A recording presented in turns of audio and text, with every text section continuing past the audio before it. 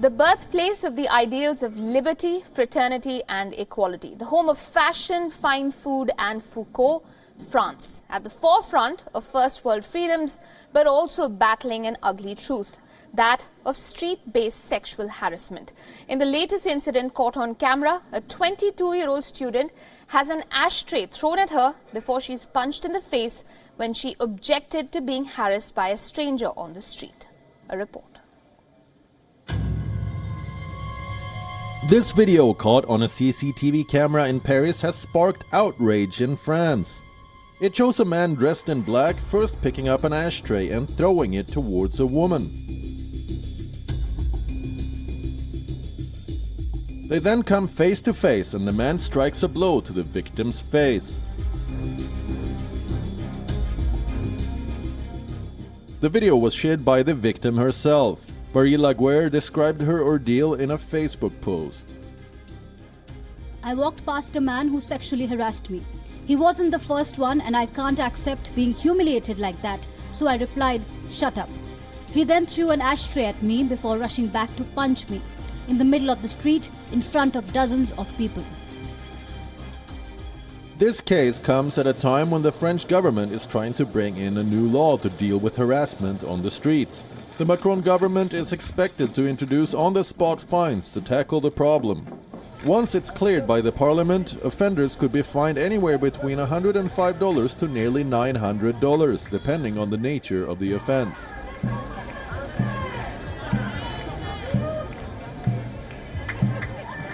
A dedicated police task force with 10,000 officers is also in the pipeline.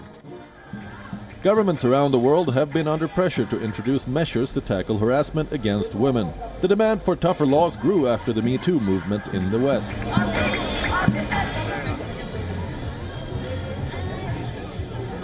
After the Harvey Weinstein case came to light in America, French women started their own anti-sexual harassment campaign. It was called Expose Your Pig. Several French women in October 2017 took to social media to narrate their own experiences. Some of them even named and shamed their harassers. Bureau Report, WION. But while announcing plans for that anti-harassment legislation, a French government spokesperson cited a very worrying statistic.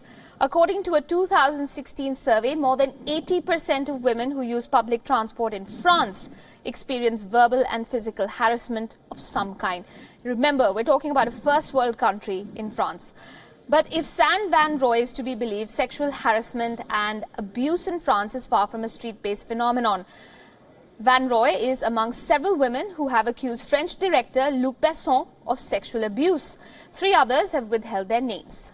Van Roy has told police in Paris that Besson raped her on several occasions. She says she met him when she auditioned for a role in one of his movies in 2017 and that he began making unwanted sexual advances toward her. For Van Roy, the fear of sacrificing a fledgling acting career prevented her from making a clean break from the influential director. Besson has denied these claims. Now, for many, the parallels between Besson and American director Harvey Weinstein are apparent. Besson is an important member of France's vibrant movie industry. He is the first prominent member of that fraternity to face these charges. However, unlike the Me Too rally cry that Hollywood took up in light of allegations against Weinstein, France has said little about Besson. For many, the silence is cultural. France has often dismissed American views of sexuality as Puritan and celebrated its own as liberated. In fact, in January of this year, more than 100 French actors signed an open letter berating the Me Too movement for failing to distinguish between flirting and crossing a red line. So there are days and then there are days. Known for its feminist movements and for pioneers like Simone de Beauvoir, France, like many other countries, is battling stories of sexual harassment and assault in the 21st century. And for many women in France, sexual harassment is posing an existential crisis, something de Beauvoir herself wrote extensively on. So much so that women in France have come out in the open to expose their harasser.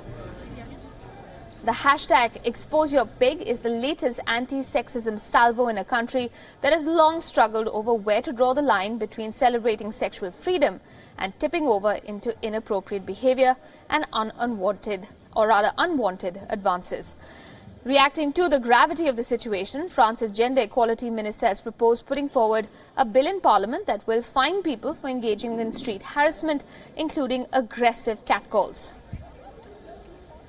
So how come things came to such a pass in France? Now, statistics reveal in 2016, out of 1,048 cases of sexual harassment, only 65 led to a conviction. And a 2014 French government poll found that 1 in 5 French women had experienced harassment at work. Of that group, 30% never shared their stories. 84,000 women in France are raped each year, and 220,000 will experience assault. Now, one will wonder that rapes and sexual assault, the way that they are attached to third world countries, are very much prevalent in the first world as well. For instance, India has been at the receiving end of bad press globally on account of sexual assault and rape cases. While the West has movements like #MeToo and stricter legislation, India so far is lagging behind in plugging the loopholes. However, the lower house of India's parliament has passed a bill seeking the death penalty for those convicted of raping women, or girls, below the age of 12. The bill seeks to replace an ordinance that was framed in April this year following an uproar over the rape and murder of a minor girl in the state of Jammu and Kashmir and the rape of another minor in the state of Uttar Pradesh.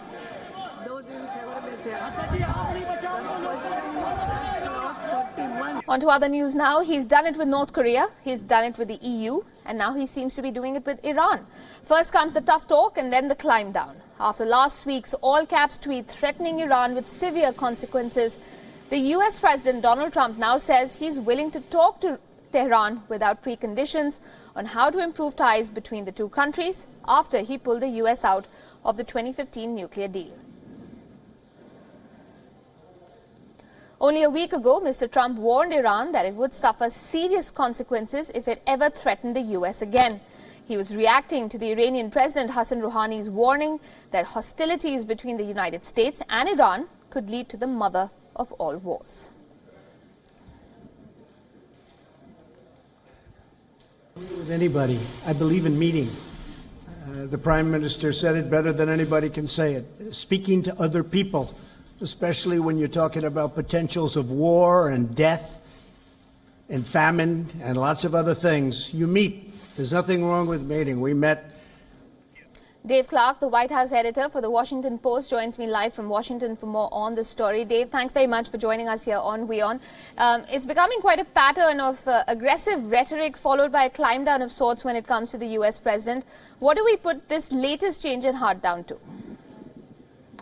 Well, I think it's sort of a continuation of what you're talking about. The president feels sort of emboldened by the recent meetings he's had with North Korea's leader Kim Jong-un and Russian President Vladimir Putin, and he really feels that what he wants to do is sit down with leaders he has a problem with, including Iranian leader Rouhani, and he really just has a lot of faith in his ability, his personal diplomacy. Here in the United States, he's taken a lot of criticism for his meetings with President Putin and Kim Jong-un. His critics have said, he shouldn't be cozying up to Putin, and that his meeting with Kim really produced nothing of substance, and that the North Koreans continue to do the activities that have angered the United States.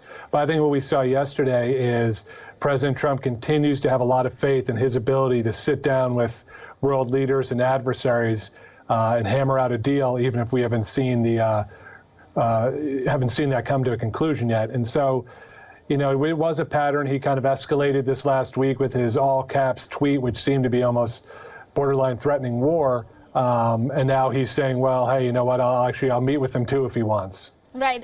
But even if that meeting does happen, will Mr. Rouhani prove an entirely different challenge to President Trump?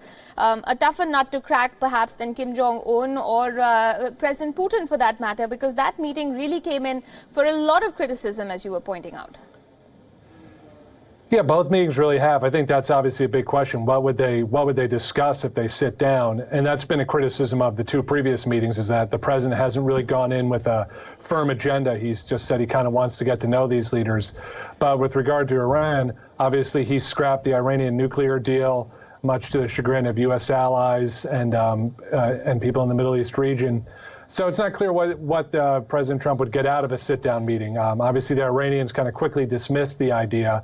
I guess Trump has sort of floated the idea that he's willing to renegotiate a nuclear deal purely on his terms, but at the moment that seems fairly unrealistic given what we're hearing out of Iran. So, that's an open question. President Trump sort of proposes these meetings without an agenda, and with regard to Iran, it's not clear what that meeting would be about or what it would achieve. Absolutely. And another common thread, before I let you go, last question, with these meetings is sometimes his own, people within the White House, within the administration being blindsided by his choice of engaging with the quote-unquote foes of the United States.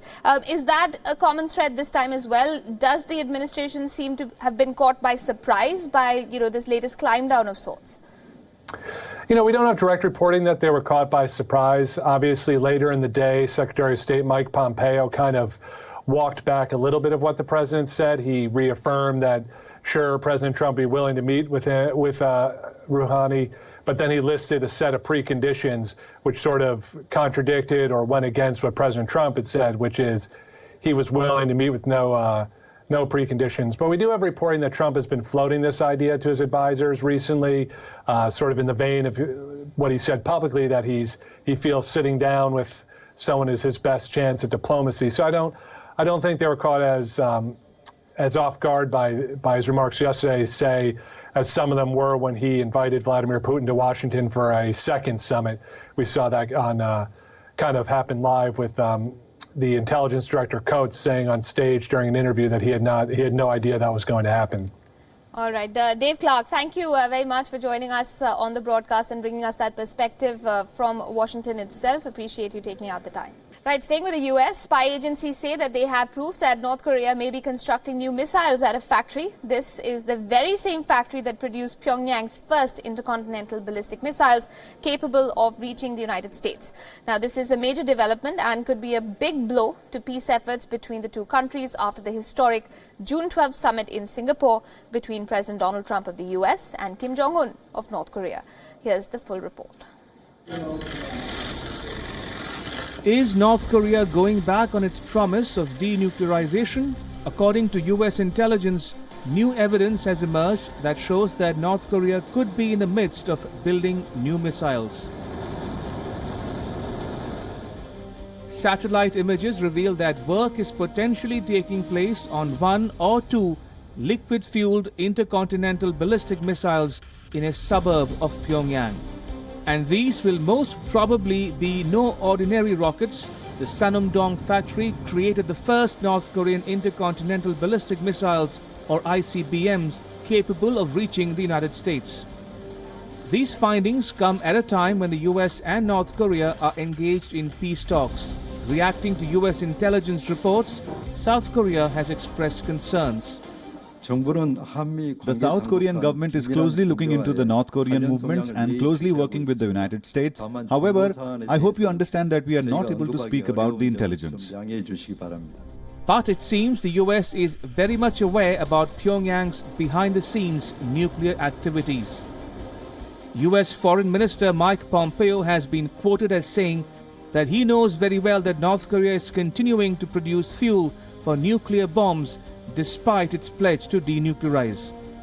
The United States, however, still harbors hope that there will be a major breakthrough in nuclear talks. The United States had restored faith in Pyongyang's efforts to denuclearize after North Korea demolished its only known nuclear testing site, the Punggye-ri, ahead of the historic 12th June meeting between Kim Jong-un and US President Donald Trump. And most recently, satellite images emerged that appear to show North Korea dismantling a key satellite launching station which has been the main site for its satellite launches since 2012. It is very obvious that US President Donald Trump has entrusted massive trust on Kim Jong-un, considering this tweet after the summit. Trump said that North Korea was no longer a nuclear threat and that the country has great potential in the future. But if the latest reports are indeed true, there is no doubt that the US may have to correct its posture and perhaps adopt a more aggressive stand. Bureau Report, WION. On to news from Asia now. While the numbers game continues in Pakistan, speculation is rife as to what message of intent would go out if the oath-taking ceremony of the new Prime Minister of Pakistan is to be conducted with certain guests. On Monday, the Indian Prime Minister Narendra Modi rang up the Prime Minister-designate of Pakistan to congratulate him on his win. The two leaders talked peace and development. But latest reports now, quoting unnamed sources, say that the Pakistan Tehreek-e-Insaf or PTI is considering an invitation to all SAARC leaders, including, of course, India's Prime Minister Narendra Modi, for Imran Khan's swearing in. Now, this will be quite similar to what took place in 2014 when the then Pakistani Prime Minister Nawaz Sharif visited New Delhi to attend Prime Minister Modi's oath-taking ceremony. The Indian Premier had thereafter made a stopover in Lahore in December 2015 to meet Sharif and greet him on his birthday. But since then, ties have touched a new low following a spate of terror incidents and border violations in the Indian state of Jammu and Kashmir. But there is now renewed hope of movement forward. Sources say an invite to the Indian Prime Minister to attend Imran Khan's swearing-in ceremony may go out once Parliament is convened in Pakistan and a formal notification on the winning candidates is issued by the Election Commission of the country. However, the two sides are likely to have already discussed the impending visit. Imran Khan is expected to take oath on the 11th of August. However, not much change is expected as far as Pakistan's foreign policy is concerned, since it will continue to be dictated by the country's military. But sources do tell WION that the Modi government has taken note of Imran Khan's statement on wanting to improve relations with India. It's being pointed out that the PTI leader will be on the same page as the Pakistani army and that greater policy coherence could be expected once he is in the saddle quite firmly. Sources also say that the Indian High Commission in Islamabad has been in close touch with Imran Khan's aides for months. So last week's election handed victory to Pakistan Tehreek-e-Insaf, but the political game is far from over in the country. Imran Khan is working hard at cobbling together a coalition to cement his grip on the Prime Minister's office. His party, the PTI, won 116 seats in the National Assembly, emerging as the single largest party, but shy of the magic number. Khan is seeking the support of smaller parties and independents to stitch together this coalition government. Since Saturday, he has held talks with several smaller parties. The numbers stack up to something like this at the moment. The PTI has 116 and needs 21 more seats to breach the halfway mark.